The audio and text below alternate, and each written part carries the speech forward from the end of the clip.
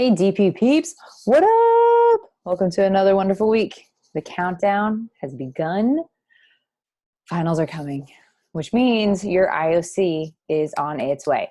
And this week, I really want you to focus on having a lot to say about the images because my guess is that most of you are going to be pulling from images that we've looked at recently for your individual or for your non-literary work. If you are thinking about doing something else, now is the time to tell me. There are a lot of really good advertising campaigns. If you are interested in doing anything that goes along with, say, what we read earlier in the year, like A Doll's House, or even if you wanted to pull it into Shakespeare, you can, but we need to start planning on that now. And the biggest thing for this week's lesson is that I was looking at your guys' responses and really want to cultivate a lot more depth and a lot more analysis. So I know this week looks like a lot of reading, but it's notes to get you thinking about what further things can you say about the images that you may or may not be using for this assessment. So I'm going to kind of walk you through very quickly through your turn-in sheet this week, and let's get to it. Self over here in the corner. Okay, so again, my note kind of explains what I just said. The point of this is to further your analysis and start thinking about what you want to cover. I'm going to be asking you that next week. What are you thinking of doing? So I can maybe group you guys together to process, analyze, think. You do this individually, but there's nothing against you guys planning together what you may or may not want to say. The biggest thing is being able to deconstruct an image. Things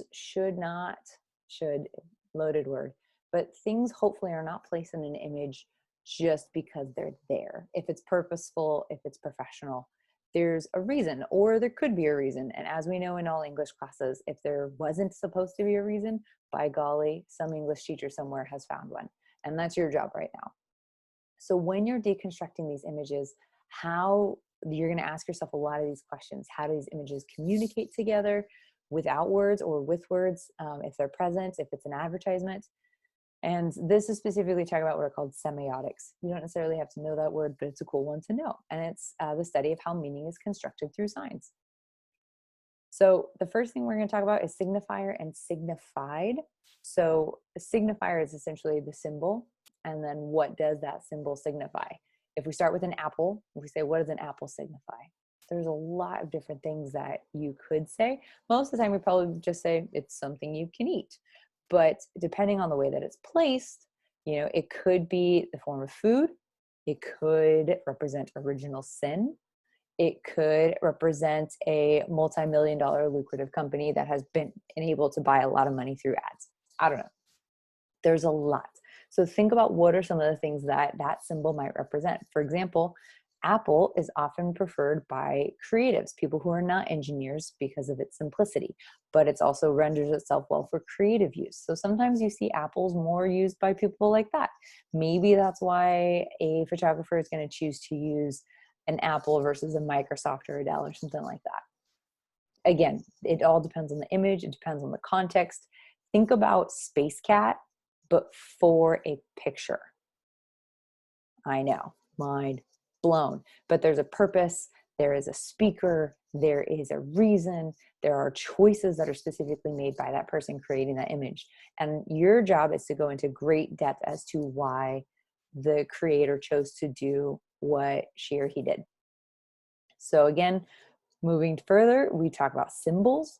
So you have some pretty loaded symbols like a swastika. However, if you are from an Asian country, often a swastika is a Buddhist symbol. I see swastikas on the barbecue sauce that some of my family members use because it's from an Asian marketplace, not because they're Nazis. What? So context also plays into how we interpret those symbols. Envelope could be a mail icon.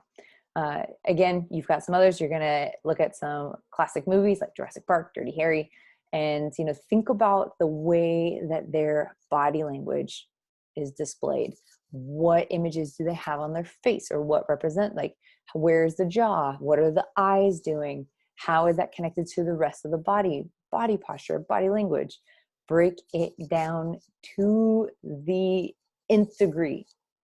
If you think you've said too much, say just a little bit more, okay? Worst thing that could happen to you on this thing is that you don't have enough to say. And moving on, here it breaks down. Now we're looking at an advertisement where we talk about chocolate. Could be a lot of things. It could be energy, could be indulgence, could be sex. The more you can see different things, the symbol can represent different things depending on who is perceiving it or how it is presented. The context, looking at the choices. Also, we break down images a little bit more this week. So looking at composition, negative space, and rule of thirds. Not only do you look at an image based on what you see, but also what does the author choose not to incorporate? Is there a lot of white space? Is there a lot of blank space? Is there a reason for that? It could be because it doesn't want anything distracting from whatever is central to the message of the image. And you break that down. So I have you analyze a specific, this is an old school milk commercial with a famous tennis player. You may not have heard of her, that's okay. But look at the image. Think about where her body is placed. Thinking about when you read about rule of thirds, why is the milk mustache in that place? Why is it not front and center? You know, why is her body posture like that? Why is she in that uniform? Why is she in white? Why does she have a black backdrop? Things like that. Break it down. So rule of thirds, these are some terms that I want you to be able to use regularly. Symbols, color, negative space, item placements. And then this week, you're going to be looking at this image specifically. And then for homework, you have to finish reading Persepolis and write a 4 to 5 sentence reaction to the end of the graphic novel. Next week, what I'm going to be giving you is some more information on how to break down the images of a graphic novel. So we're kind of doing double duty here. You can use the graphic novel as the literary work for your IOC, by the way. That is okay. Okay, so now I'm going to move you on to an image that you looked at before. And apparently, I have to go, let's see. Here we go. So this image specifically is the one I want you guys to kind of go back and really look at your answers, because some of you lost points on this one. Very few people picked up on the fact that this little boy is very clearly sitting on the gun of a tank. And if you look even more closely, you see rubble and you see destruction. You see, and you might have to look some things up. This image of a boy sitting on a tank is juxtaposed, so put in close proximity to, in order to show contrast, a little girl playing on a seesaw. What do you think the author is trying to say about childhood in different parts of the world, or about innocence? You can go in so many different directions, about, you know, peace, you know, things like that. Looking at the color of the kid's skin. Do you think that's an accident? Maybe it is, maybe it's not. So, and then also thinking about their placement. You know, both of these kids, one's placed in the left third, one's placed in the right third. Go back into the reading and try and figure out why that is. So this week, find an image of your own. If you're feeling anxious about the IOC, then find an image that you like. Practice. Send me something. You can also, you have I think last week or 2 weeks ago, I had you really do a deep dive into more of Galenkas's work. So you can go back and look at those and see where you might have missed some connections that you can easily make for your IOC. Persepolis has a lot of themes about war, and that's why I paired it with this Igor Galenkas. And then you're also going to watch a documentary next week about the issues going on in Syria. So we are in the home stretch. Please don't give up on me. Please don't let off the gas. I am here every morning, 10:30 to 11 on Zoom. I'm also available for one-on-ones a lot of the time, especially if you guys need it. So please utilize that 10:30 to 11 if you can. If not, I will work with you. Also, don't forget extended essay. It's happening. I know.